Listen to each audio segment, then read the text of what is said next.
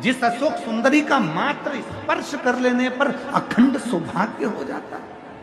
जिस अशोक सुंदरी का मात्र स्पर्श कर लेने पर बेटियों के जीवन के रोग समाप्त हो जाते हैं। मेरी जीजियों,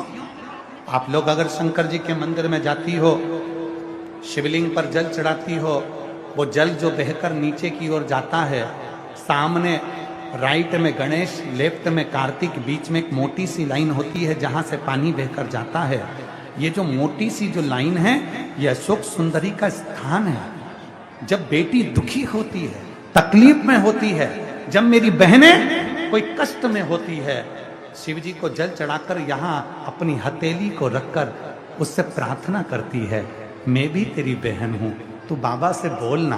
कि मेरा दुख समाप्त कर दे। और अशोक सुंदरी उस हाथ के स्पर्श को पाकर शिव जी से कहकर उसके दुख को मिटवा देती है। वो अशोक सुंदरी, वो अशोक सुंदरी, तेरा जल हेम बाबा, तेरी पूजन, तेरी साधना, तेरी आराधना, तेरी चर्चा सुख देती है।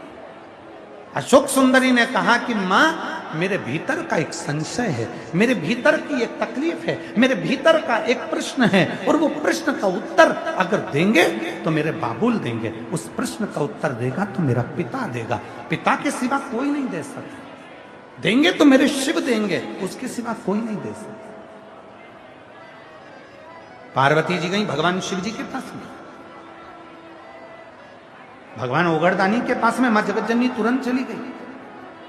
बाबा भोलेनाथ जी को निवेदन करा शंकर जी से,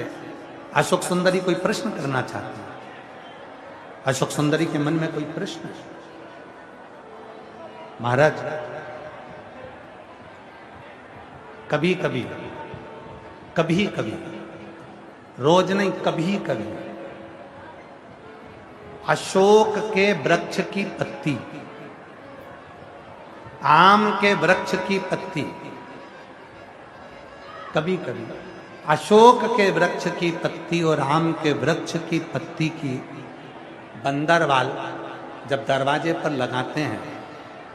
जब कोई ने कह दिया कि तुम्हारे यहाँ तो रोग ही रोग है, सास बीमार पड़ती है, कभी बहू बीमार पड़ जाती है, कभी पोता बीमार पड़ जाता है, कभी पोती बीमार पड़ जाती है, कभी घर में ये परेशानी, पैसा तो आता है,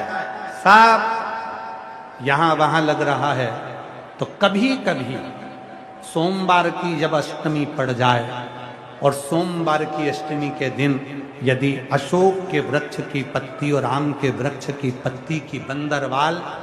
दरवाजे पर लगा दी जाए, और वो बंदरवाल यदि एक हफ्ते तक लगी रहे, तो तुम्हारे घर में से कैसा भी दुख और रोग क्यों ना हो, वो धीरे धीरे समाप्त होने, समाप्त